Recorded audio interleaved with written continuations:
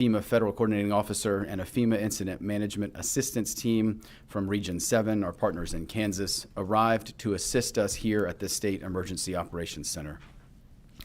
There are currently 18 local states of emergencies declared, and we know that that number will continue to go up as of this morning. There are 3 shelters open in Western North Carolina, and our North Carolina Emergency Management Human Services branch remains in close coordination with our partners across the state and actively planning for the potential increased shelter support as conditions dictate. The North Carolina State Emergency Operations Center has deployed 16 swiftwater rescue teams and added 3 additional swiftwater rescue teams from our colleagues in New York, Indiana, and Illinois through the Emergency Management Assistance Compact, a resource-sharing mutual aid system between states. Additionally, our North Carolina Urban Search and Rescue teams are at the ready to assist should any landslides or damage to structures occur, with 3 North Carolina task forces currently on state orders. Many local jurisdictions across our state have offered their emergency resources to assist impacted communities. In North Carolina, we operate under a whole-of-community approach to disaster management, and the close collaboration between local communities and the sharing of resources further solidifies that approach. The North Carolina Office of State Fire Marshal has activated fire and rescue rostering system to identify additional resources and deploy where needed. These resources include fire marshals, firefighting engine companies, ladder companies, and the State Fire Marshal Swiftwater team. The State Emergency Response Team continues to monitor dams across the state, along with our partners in the Department of Environmental Quality, to ensure that residents are notified in the event of an issue. As the governor said, please avoid traveling if at all possible, particularly in the mountains and foothills. If you must travel, please visit drivenc.gov to check roadway status. This website is updated regularly by the North Carolina Department of Transportation. Please do not drive through water and respect the barricades and road closures. For those that are in flood-prone areas, please make sure you're informed that you have a plan of action to quickly evacuate if necessary, and that you're receiving information from reliable sources, such as local emergency management offices and the National Weather Service. Enable emergency alerts on your mobile phone to make sure you receive those life-saving notifications. If you know of a threat, you can take action. Flooding may occur outside of areas that normally flood with the forecasted rainfall totals we are seeing. North Carolina's utility partners are also engaged here at the state EOC and are planning for restoration operations statewide. In many areas, trees may fall due to already saturated soils and cause widespread power outages. Please treat all downed power lines as energized and do not approach them. If you must run a generator or use a grill for outdoor cooking, please do so away from your home, as carbon monoxide is colorless and odorless. The North Carolina Flood Inundation Mapping and Alert Network, or FIMAN, provides access to the state's nearly 600 river flood gauges. Visit fiman.nc.gov and sign up for alerts for the gauges closest to your home or your community. The lingering impacts of Tropical Storm Debby and potential Tropical Cyclone 8 remain. Our recovery team is maintaining support to those impacted local jurisdictions in central and eastern North Carolina. Damage assessments continue and recovery resources are being provided to those impacted communities. Remember to utilize 911 only for emergencies. If you need general information regarding the storm, please call 211 and leave emergency lines open. Remain alert, informed, and check on your neighbors and those in your community who may need assistance. During a disaster or major event, we are stronger together and make for more resilient communities. Finally, I want to acknowledge and thank those that have left their families and already worked long hours, responded to emergency calls for assistance, and have staffed emergency operations centers and incident command posts across our state to keep all North Carolinians safe. We're fortunate to have such dedicated and professional public safety personnel in our state. Thank you. Governor. Thank you, Director Ray. Anyone with questions can come to the microphone over here to the right. Any of us are available for questions that you might have. Laura. Laura Leslie, WRAL. Question for you. You mentioned Hurricane Fred, and we remember that under Hurricane Fred, there were deaths, for example, out in western North Carolina, and there was frustration expressed by some of the local leaders out there about the pace of recovery and the pace of relief and aid. What has changed since then, or what have we learned in the interim that might make things better if there is such a terrible outcome this time? We learned lessons from Fred. I know that we have a lot of our equipment and supplies that are spaced throughout Western North Carolina, and I may call up Director Ray to address this specifically. I also think it's important for people where we expect flooding to go somewhere else, to make sure that you and your families are safe in order to avoid lives. We had to come in with state recovery because, for example, a lot of the bridges that were out in Western North Carolina were not public bridges. They were private bridges. And so we helped provide funding to rebuild a lot of that. And when you're in the mountains, just construction and repair work is much more difficult and expensive. I'm concerned about our mountain areas. Seeing the amount of rain that's already on the ground and this storm coming, I've seen firsthand the devastation that it can cause. I've spent many days in Western North Carolina getting to these places that were destroyed. So we want people to be careful, to move out if they think that they may be in trouble. And I know that there are a lot of resources on the ready to, number one, to save lives. Director Ray, if you want to respond to that as well, I'll start you over here. Thanks for the question, Laura. I think, as you referenced, there are a couple of benchmarks for this event in Western North Carolina, and certainly Tropical Storm Fred is one that is present in a lot of people's minds. But I do want to note and take an opportunity as we look at potential rainfall amounts and a potential threat picture. Francis and Ivan are also some of the reference points that we have. And so I don't think we can overstate some of our concern about potential impact in that area of the state and why we continue to message, and many of our local jurisdictions in that part of the state continue to message the importance of evacuations, if possible, out of those areas that we know are susceptible to significant flooding. As the governor said, in the post-Tropical Storm Fred recovery package, there were a number of programs both that dealt with private roads and bridges, because we know that that is an issue where some of the federal and state support is not usually, those are not usually eligible. There's also been a number of programs focused on, from our perspective, on long-term recovery and how we deal with some of the major infrastructure challenges in that part of the state, or some of our rivers or other waterways, and addressing some of the debris challenges that have built up over the years. I think the other thing we've done, and a number of our counties have also taken some proactive steps on the mitigation front to add some alert and warning systems in place, to add additional river gauges out there, again, because we know forecasts and information from our river gauges in the mountains, water travels much, much differently. The impact is significant in a different way, and so the ability to get that timely information and that analysis on the front end is going to be critical.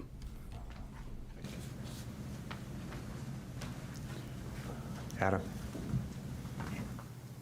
Does the state have enough resources to handle both the recoveries going on at PTC 8 and Debbie and the upcoming kind of threat from this? I guess, where is the sort of allocation going? Debbie, or the Cyclone 8 that's in Brunswick? Cyclone 8 and also sort of... Yeah. Yes, we do, but we are concerned about FEMA funding and the fact that although this continuing resolution will keep the funding levels the same, we're seeing across the country significant impacts, and there's going to be a substantial amount of money needed. So I'm concerned that Congress has got to act to make sure that funding is available here. But the Department of Transportation has worked very hard in getting roads back up in those areas. We still have some road closures in Brunswick County, and we have the resources that are ready to go and deal with this out west. I do think that with the potential of not getting federal funding in eastern North Carolina, that we may want to go to the North Carolina General Assembly for a package that would help there, that would also help what we believe is coming for the foothills in western North Carolina right now. Yes. Jamise Price with ABC 11. How is the DOT preparing when we're talking flash flooding and the possible impacts? What are you guys doing right now to prepare for the flash flooding? One thing, we've got a lot of people who are activated and on the ready. Contractors that do this kind of work are on the ready, so that as soon as the storm moves away and as soon as water moves away, they can go and check bridges, they can go and begin repair work, but I'll let Mr. Peoples address that directly.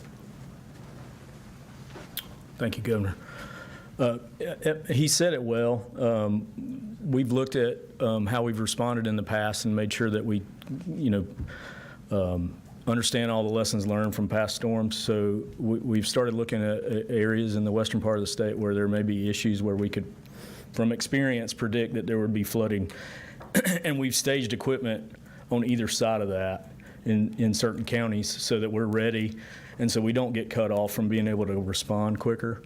We've engaged all our contract partners and our consulting partners in case we have slides, in case we have bridge washouts, culvert washouts, if we lose pavement.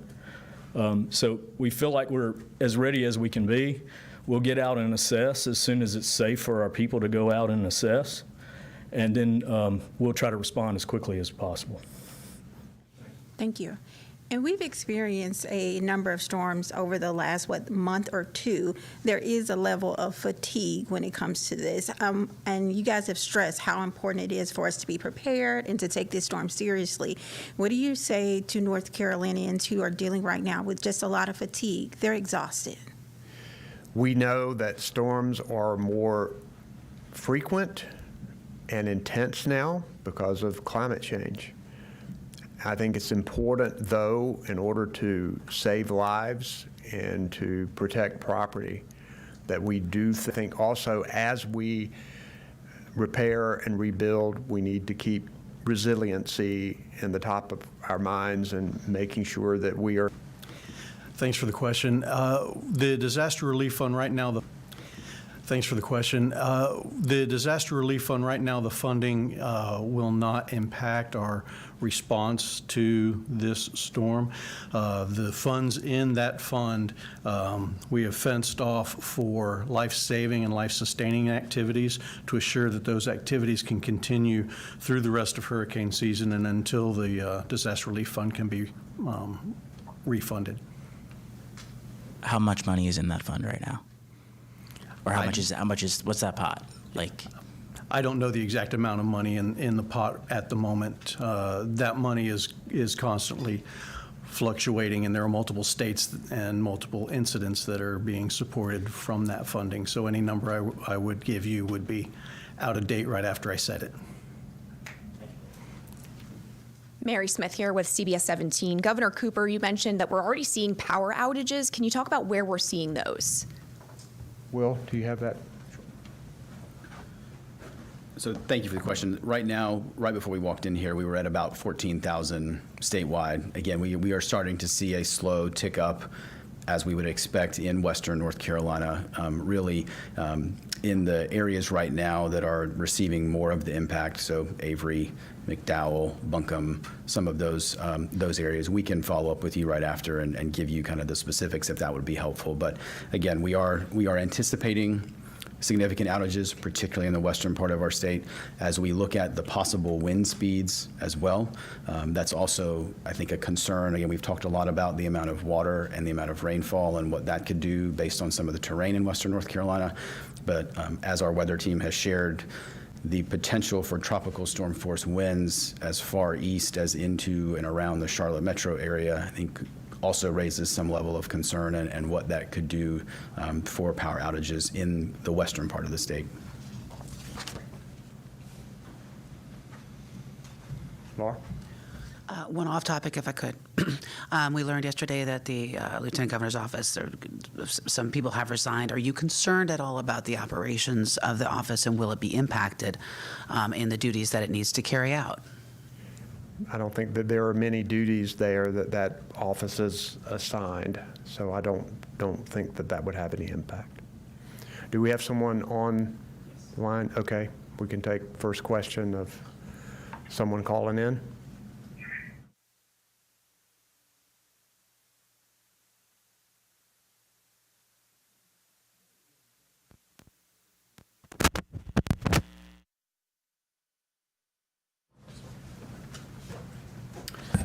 So right now, we have shelters open in Avery, Buncombe, and McDowell counties, and we know, again, that Avery is looking at some additional locations as well as the other two. Those censuses are relatively low, but do anticipate them starting to go up. But right now, those are the primary locations. Others? Corey Valencourt with the Smoky Mountain News. Please ask your question. Hi, Governor. You've obviously been to Haywood County and to Canton a number of times in the wake of flooding in 2021. Has North Carolina done enough in the way of resiliency to prevent casualties in these types of instances? And do you view that as more of a state role or a federal role? So I think we all need to work on making sure we are more resilient to these storms. The mountains, with the beauty of them, I love going out there, and it's clear that people enjoy living there, but there are issues that can be more treacherous when severe weather comes. And I know that in Canton that the severe flooding that they experienced was truly catastrophic. They have worked hard to build back. I know they are getting ready. I've been talking with local officials. I'm going to be making some more today to see what their state of readiness is. I think it's clear that we all need to work together to do more, to be ready to save lives, and we have made a lot of changes. We now have a lot of indicators of when river flooding is going to occur, and keeping an eye on gauges and better communication. When we build back, we're trying to fortify those structures in order to anticipate weather that might come. So there's a lot of work that's being done, but this weather is going to continue to come at us, so we need to just continue that work. And I'm certainly, we're going to continue to work hard for what's happening in Western North Carolina, but I'm certainly praying for all of them, particularly over the next 48 hours. Okay, I think that's the last question we have today, and thank you for being here.